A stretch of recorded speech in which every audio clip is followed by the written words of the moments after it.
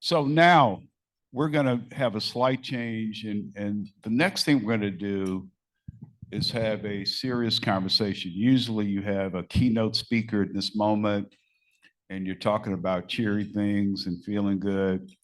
But we're not going to feel good about this conversation, but we're going to walk away more informed and more prepared for some very serious challenges that lie ahead. As you know, a recent decision by the Supreme Court of the United States focused on the use of race in college admissions appears to have opened the floodgates for plaintiffs to challenge programs that benefit minority business development and programs that support and benefit diversity, equity, and inclusion in the workplace. Our fireside chat today will explore the potential reach and impact of the Supreme Court's decision, and it will also explore considerations that proponents of minority business development and diversity, equity, and inclusion should be mindful of in the current climate. Our esteemed panelists today are Judge Joseph A. Greenaway and Tanya M. Blocker. Let me just give you some background on our two panelists today. Attorney Blocker is the Assistant General Counsel and Director for the U.S. Employment, Labor, and Benefits Group of National Grid. She began her legal career at Case Scholer, where she practiced complex litigation, including employment law. Attorney Blocker also served as Senior Counsel for the Labor and Employment Law Division of the New York City Law Department. She currently serves as Director for the Metropolitan Black Bar Association and is a member of the New York City Bar Association's Labor and Employment Committee. She received her Juris Doctorate from St. John's University School of Law. Judge Greenaway is a partner with Arnold and Porter. He recently retired from a 13-year stint as a judge on the United States Court of Appeals for the Third Circuit, which is one level before the U.S. Supreme Court. He had an equally long tenure as a judge on the United States District Court for the District of New Jersey. Earlier in his career, Judge Greenaway served as an assistant U.S. attorney, including the chief of the narcotics section and in-house counsel at Johnson & Johnson, and in private practice at a New York City law firm. He has been a lecturer at Harvard Law School, an adjunct professor at Cardozo Law School, and he is currently a member of the Board of Trustees at Columbia University. Judge Greenaway received his Juris Doctorate from Harvard Law School and a BA from Columbia College. Please join me in welcoming Judge Greenaway and Attorney Blocker.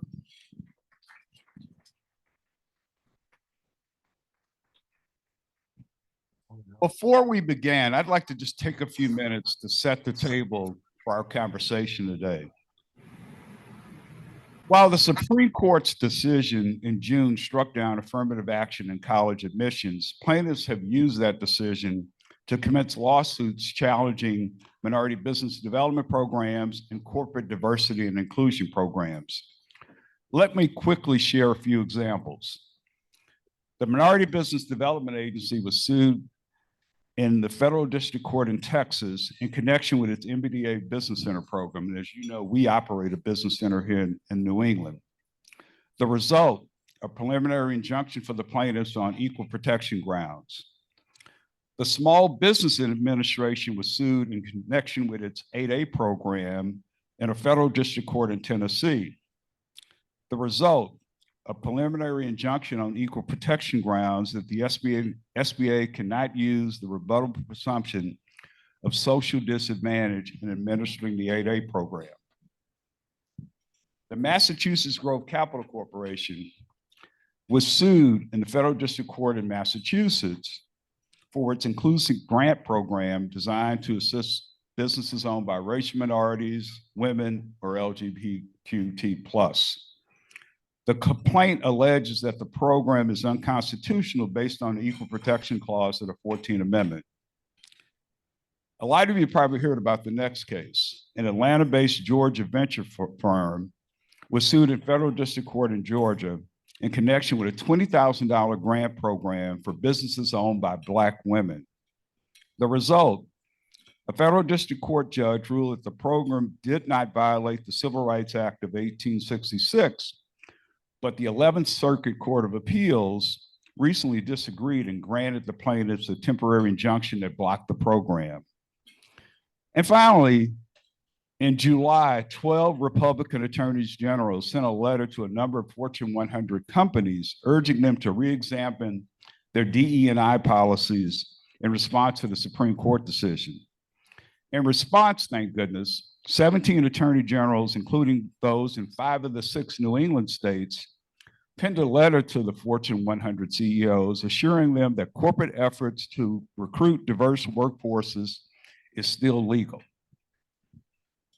So Judge Greenaway and Attorney Blocker, against this social backdrop, I'd like to begin by asking either of you to start by explaining what the Equal Protection Clause of the U.S. Constitution does. Judge, you want to take that? Yeah, thank you. I will. So when we think about getting some background noise. Oh, that's better. Thank you. When we think about the 14th Amendment and the Equal Protection Clause, it's important to start with a really basic understanding of it in historical context. The purpose of the 14th Amendment, which was passed in 1868, was to make sure that the progress that had been made with the winning of the Civil War gave certain rights to Black citizens. Before the 14th Amendment, Blacks were not citizens. And in fact, there was a Supreme Court case that said Blacks were not citizens. Blacks had no rights that needed to be recognized either in everyday life or in court. So the 14th Amendment was a groundbreaking amendment. Many would argue the most important in our history. Specifically, the words that have been used in the cases that we're talking about is as follows. No state shall make or enforce any law which shall deny to any person within its jurisdiction equal protection of the laws. Now, why was that important then? And then I'll explain why it's important now. It was important then so that Blacks could exist in this country in the same way that whites could with respect to the law. They could seek to enforce contracts, which they couldn't do before. They could seek to obtain wages. They could own property. They could sue in court.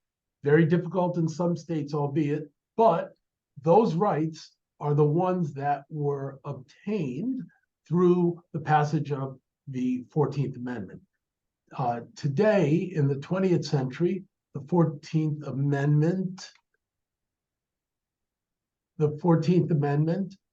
is used in the equal protection context, so that in this context, race is not used to the detriment of citizens. And in the context of the fair admissions case, the argument was whites and Asians were disadvantaged because of the use by Harvard and the University of North Carolina of race as a factor in admissions.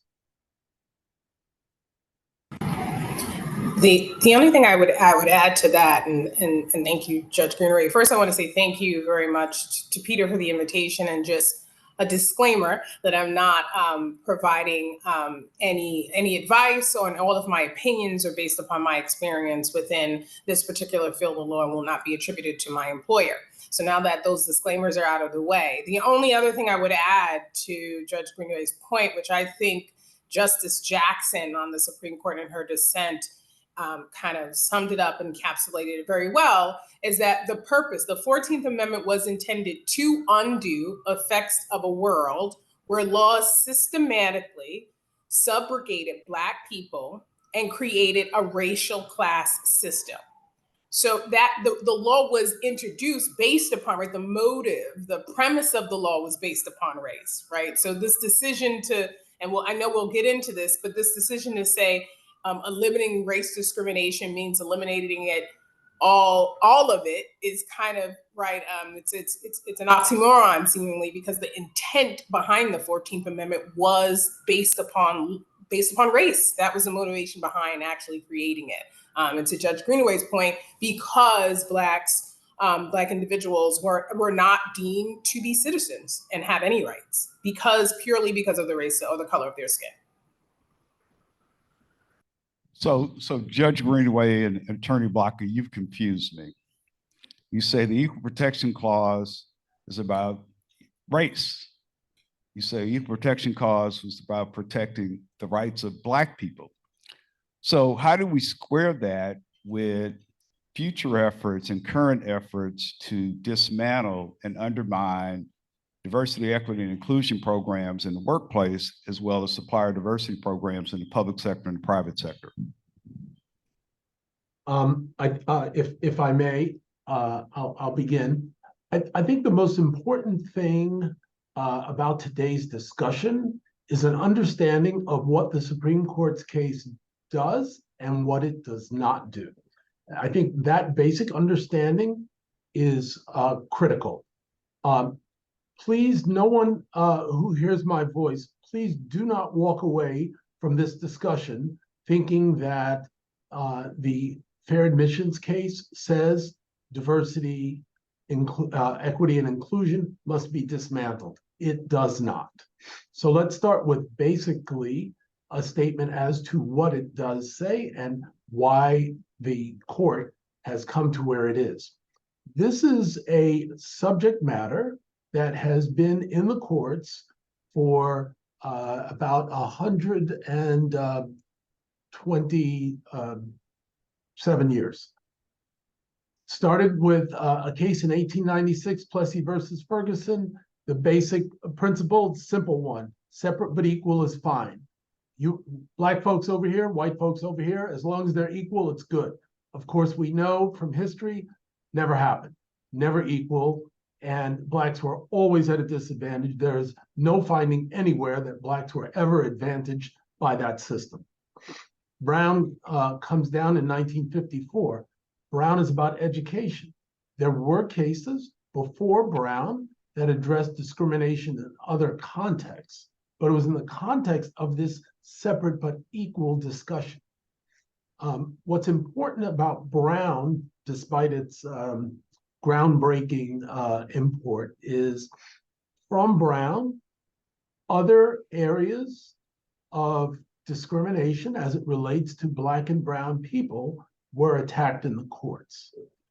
Now, with the SFFA case, the fair admissions case, the words of the 14th Amendment are being used in exactly the reverse manner, right?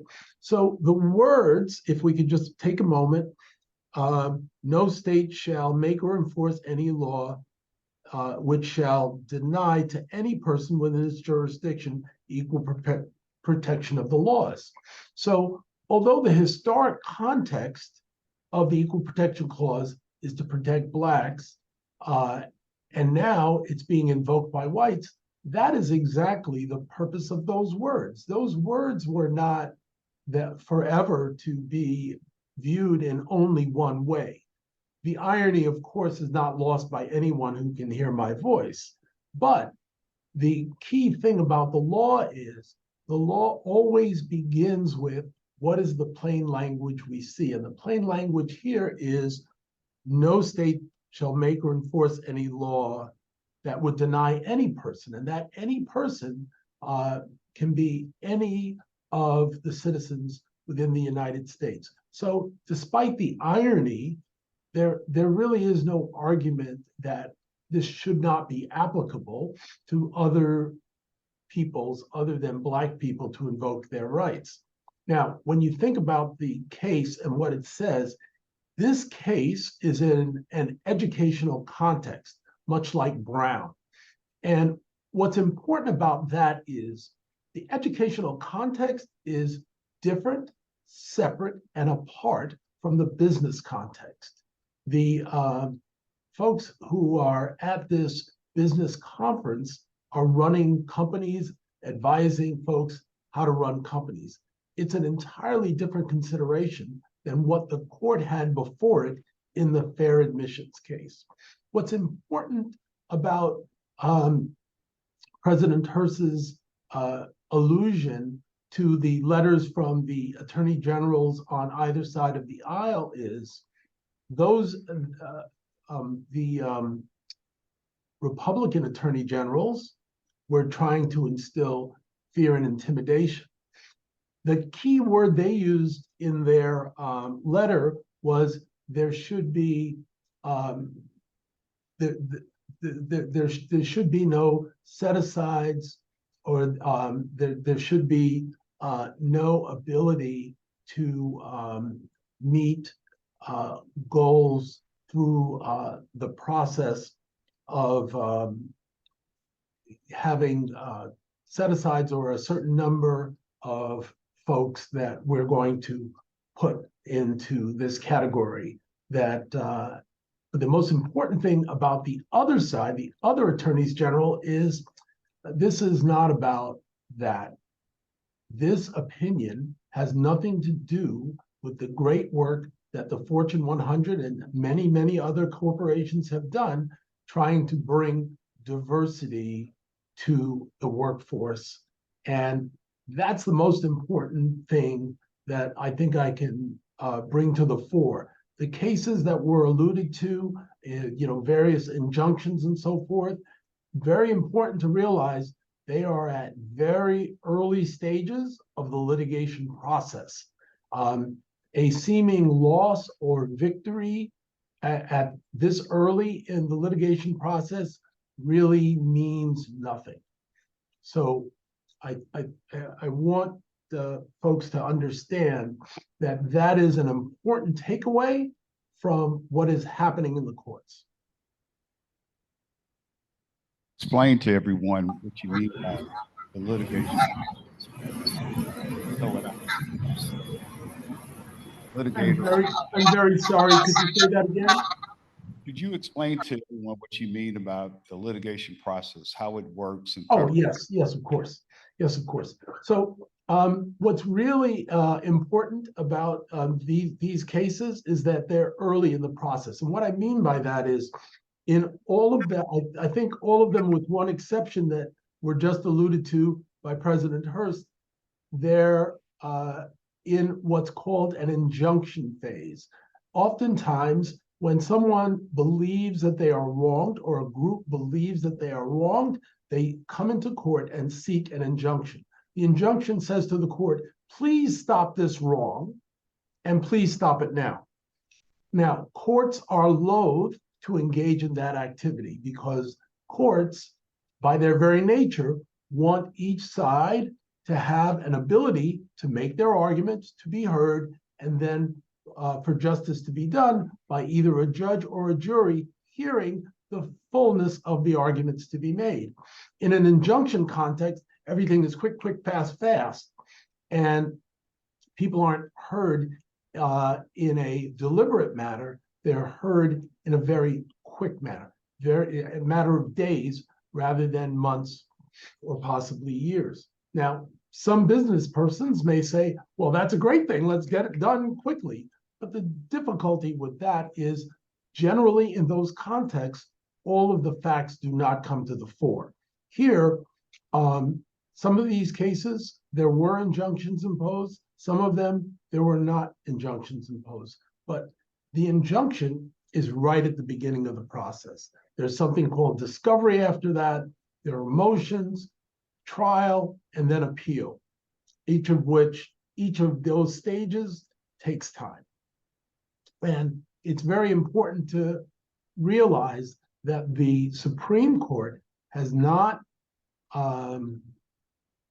extended the principles that have come out in this educational context, which has been through the court in various iterations for over 100 years, and applied it to the business context.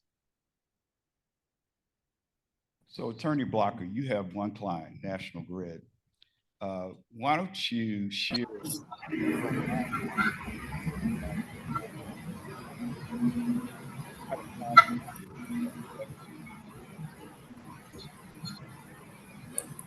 President Hurst, I'm sorry, I cannot hear you. I don't know if you need the mic. I can't hear the question. Can you hear me now? I can, great. So you have one client, National Grid. Let's assume you're sitting down with your client and giving them some general guidance on how they can continue to support diversity and inclusion programs and supplier diversity programs. What are some general guidelines you would share with them? Great question. And so I will remove my client from it, but just generally, right, to Judge Greenaway's point, because this Supreme Court decision does not directly pertain to the business context, that would mean it hasn't changed employment laws, and companies can still choose and continue to implement DE&I policies designed to eliminate bias, to cultivate a diverse pipeline of talented workers, and to promote equal opportunity in hiring, promotion, and key here, procurement, right? So this decision has not disrupted any of those laws that cover that particular DE&I context. And when I'm talking about the laws, I'm talking about Title VII, which is an employment law, Title VII of the Civil Rights Act, and Section 1981 for the purposes of federal contracts.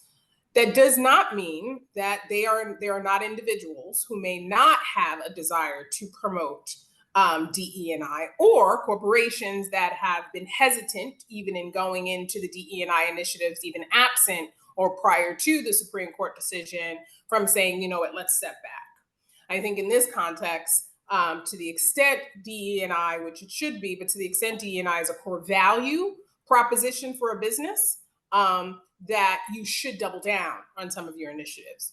But you need to ensure that the initiatives are in compliance with the law.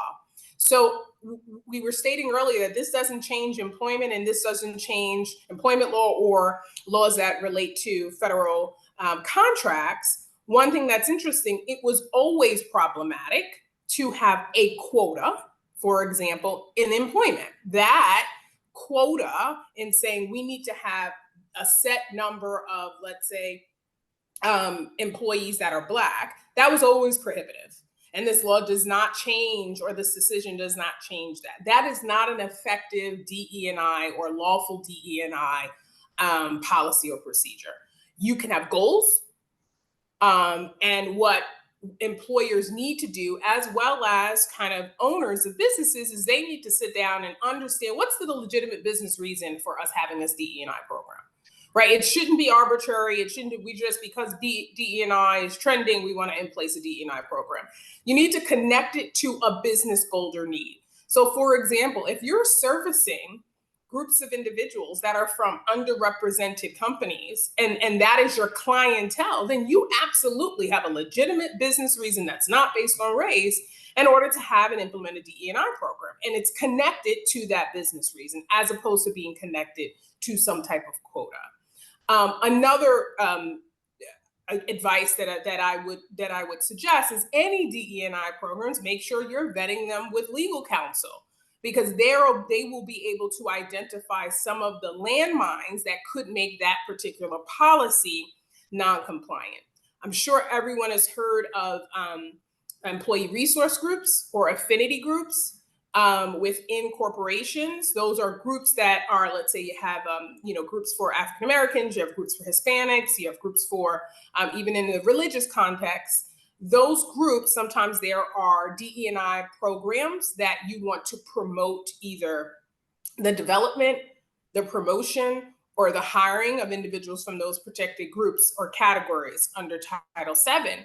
That's still fine, but those types of DE&I programs should be available to everyone. So one way in which you can have a DE&I policy that promotes diversity within the workforce, let's say a promotion, a developmental program, you can focus, you can hone in on a developmental program for a particular group, but that just means it must be available to everyone. And that's one of the ways in which, again, to Judge Greenaway's point of Title VII, but more importantly, the 14th Amendment applies to everyone. It's not excluding anyone from race. So by you making it available to everyone, but honing in on a particular group because you know they are underrepresented or grossly underrepresented within a particular field, that is allowable and legal. Rooting your DE&I policies and programs into some of the local laws that are available. The local laws are very different in various states. You'll see local laws that are prohibiting discrimination based upon hair discrimination. You see local laws that require pay transparency, which is a DE&I promoting law. You'll see local laws that, for example, have childcare, protect individuals that represent or take care of children or even the elderly. Those type of DE, and those are still DE&I programs, not necessarily focused on race, but focused on an underrepresented group. Your policies and procedures should have that in earshot and in mind when you're implementing them. May I follow up on one point, please? Sure. You know, one of the things that occurs to me that may be important to the business persons that are listening is what was the real crux of this fair admissions case? The real crux of it was the court's criticism of what they described as racial balancing, which, if you think about racial balancing as it was described, this is not my description, this is the court's description, it really harkens back to quotas, right? In the following sense.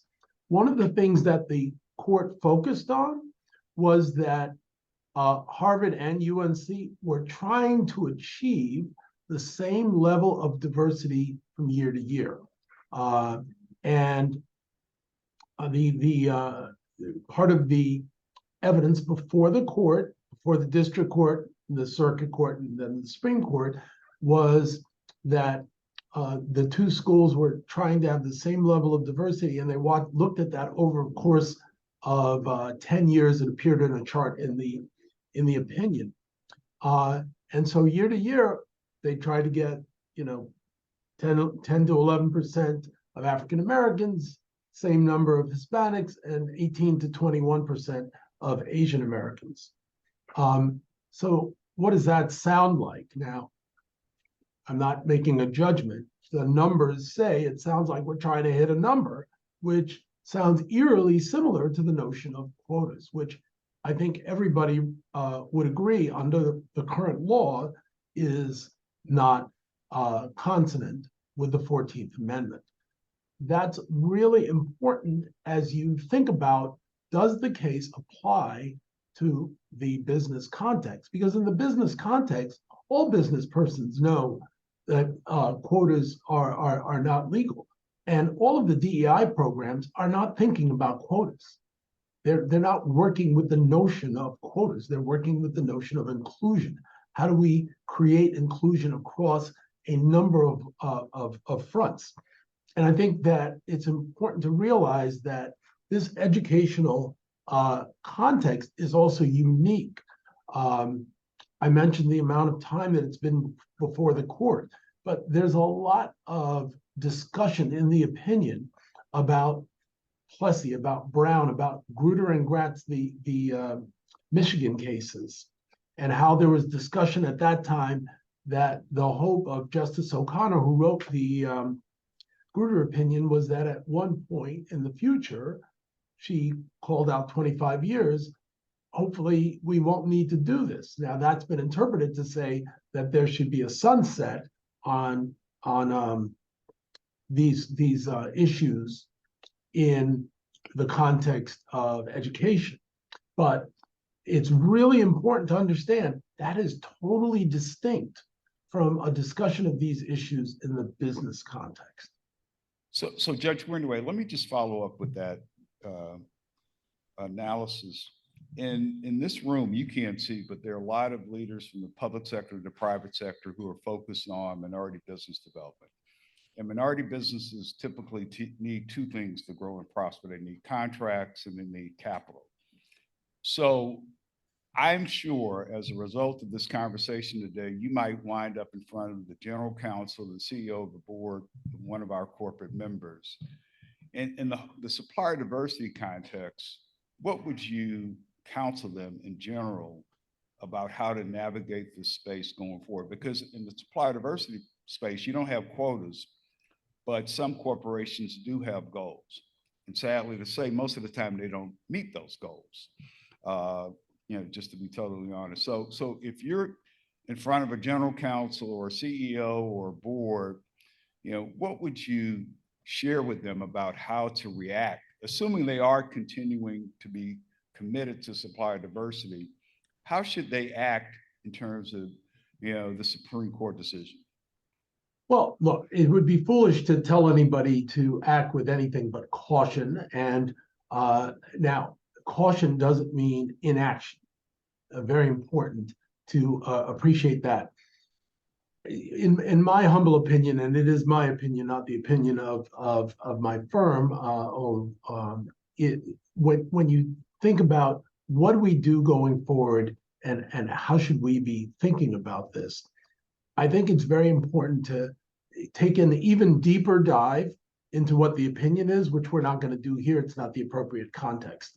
Have an understanding of what that is. And I would analyze what the legal landscape is now.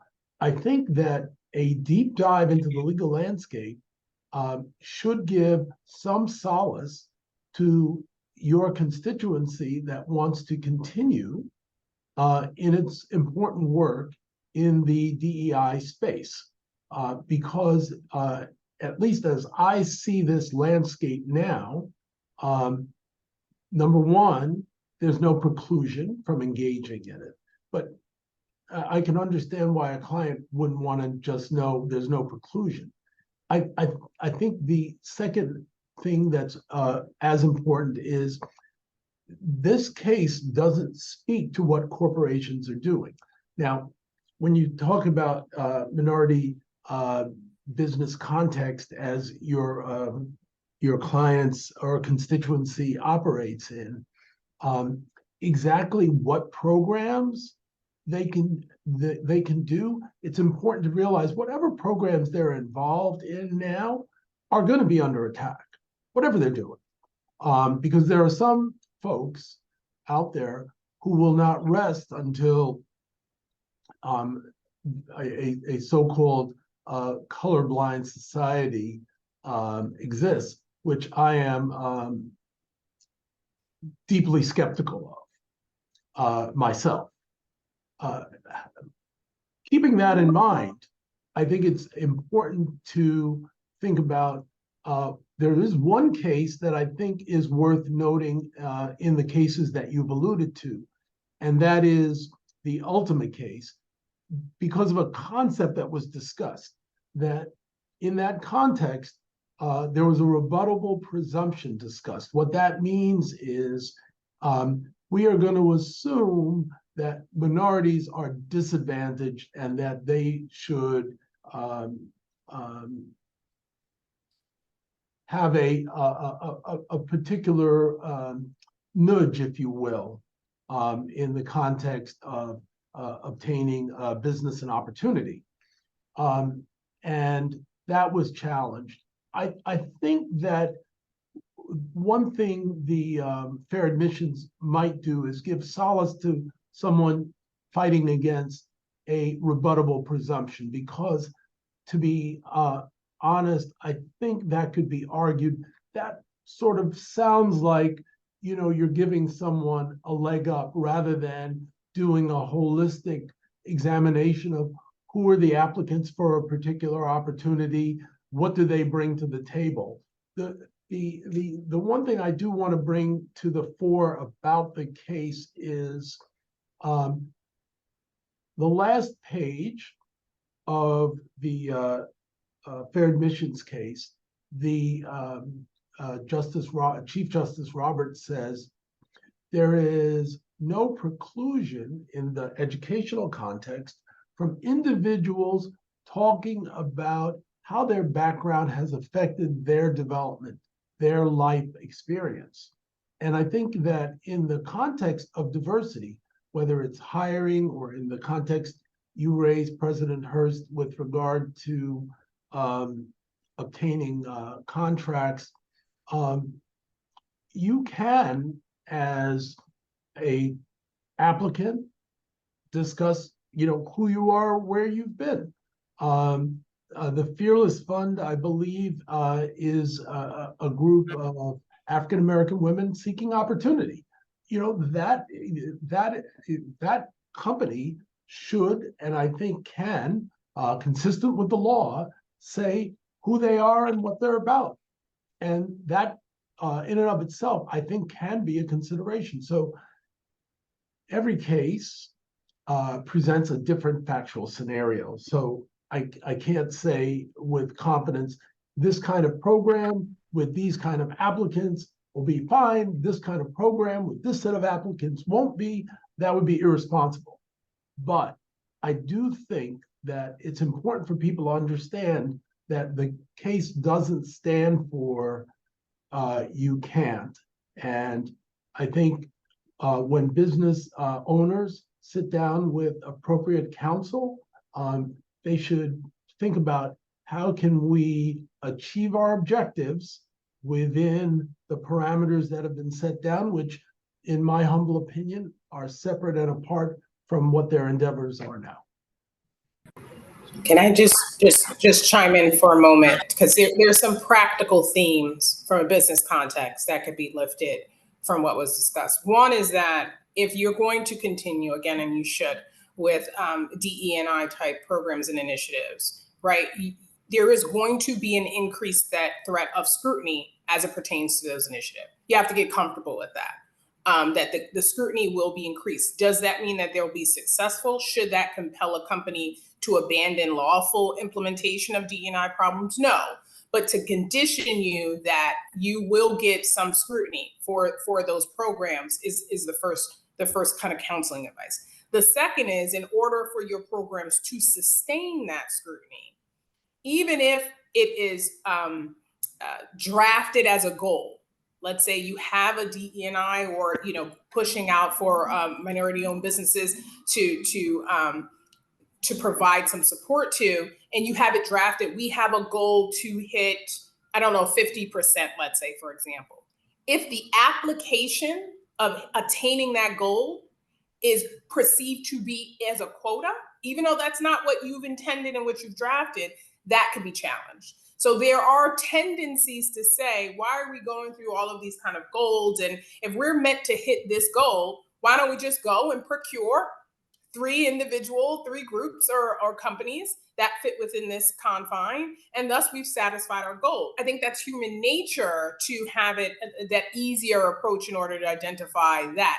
If in application, even though in principle, if in the application it is goal-oriented, that will not sustain a challenge to your particular program. So what you would need to do is analyze the program, understand kind of what's the root base, what's the predicate for the program, and make sure it is an informed business reason or a legitimate business reason as to why the program is being in place, and attach every initiative to that particular underlying basis or legitimate reason. And that's how you sustain or withstand certain scrutiny.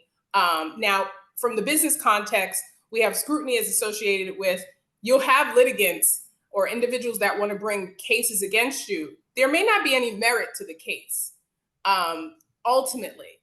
But a lot of times, a lot of this, we talked about this earlier, kind of almost like a scare tactic. A lot of this is to intimidate companies from pushing forward with DE&I, even if the viability of the claim is minimal. So to the extent of, going through the entire litigation process, it's going to take so long before we the end goal you may be successful in the litigation, but by that time your reputation has been already exposed potentially, given all of the noise surrounding this new law. So that is a consideration that I know businesses have about reputation, even if they will be successful in the the merits of the claim.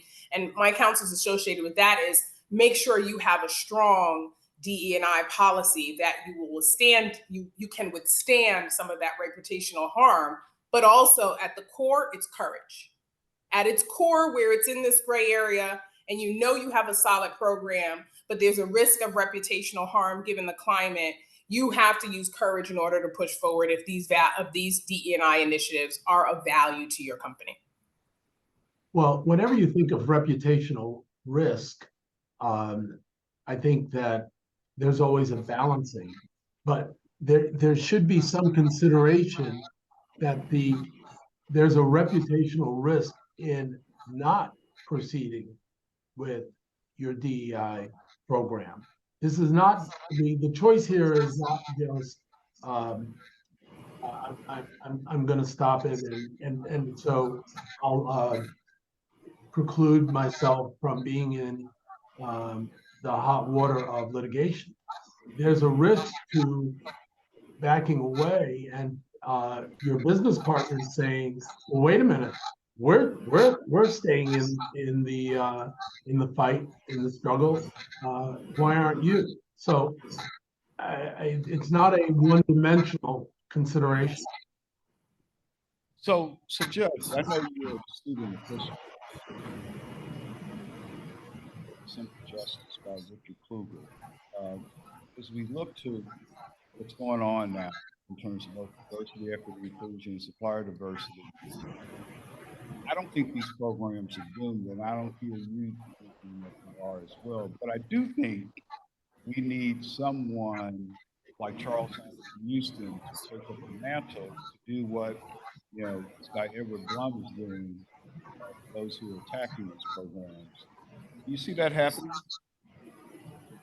Well, you bring up one of my heroes in the law. Someone who was the impetus behind me coming into law back in college, Charles Hamilton Houston. For those who might not know him, Charles Hamilton Houston was literally the teacher of Thurgood Marshall. So one could say everything that we owe societally to Thurgood Marshall started with Charles Hamilton Houston. But very quickly, Charles Hamilton Houston was behind the biggest social movement of the 20th century in law, because what he worked on tirelessly until his death was to overturn separate but equal. And he, along with the Legal Defense Fund, basically spent about 25 years on the road trying cases around the country, trying to overturn separate but equal. I think what Peter's alluding to is, will we have someone who, mimicking the commitment that Charles Hamilton Houston had to that particular goal, do something similar in this DEI space? And I think the answer is the world of law and of this type of law has changed. So I don't see a singular warrior, if you will, in this particular area. But I do think that a combination of civil rights lawyers, prominent firms like our own who take on immense amounts of pro bono, committed companies like Ms. Taylor's company will collectively provide the legal oomph, if you will, to combat the I think well-financed side of trying to undermine all DEI efforts. And I think ultimately those efforts trying to undermine DEI will be unsuccessful, but it will. There will be a struggle. It will happen in courts around the country, and it will not be, I think, resolved by the Supreme Court anytime soon. So I'd like to just end by making a statement that has nothing to do with the law, but I think is one of the reasons why we're at this moment in time. You know, elections matter.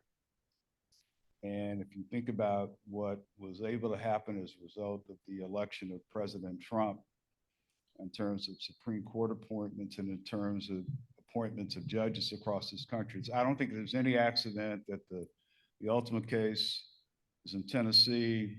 You know, the case against the MBDA is in Texas. The Fearless Fund cases in Atlanta. All of those cases, ultimately, to your point about process, will be appealed to very conservative appellate courts. And the Supreme Court certainly is very conservative. So many of you may not know, but I started my career, you know, clerking for a federal appellate court judge, and he was honest enough to share with me that judges don't leave their life experiences and their biases, and I'm not saying bias in a disqualifying way, at the door when they put on their black robes. So I know you can't really sort of comment on this, but I would hope that you in some way share my observation that all elections matter. And as we look to the next election, let's make sure we remember that and make sure that all of those who can vote should vote. Those are great words. So Attorney Block, thank you for joining us today, sharing your insights. Judge Greenaway, as usual, you're very wise and brilliant lawyer and jurist. Thank you for joining us. Ladies and gentlemen, please join me in thanking Judge Greenaway. Thank you. Thank you for having me. Thank you very much. Have a good day, everyone. Take care. Have a great weekend.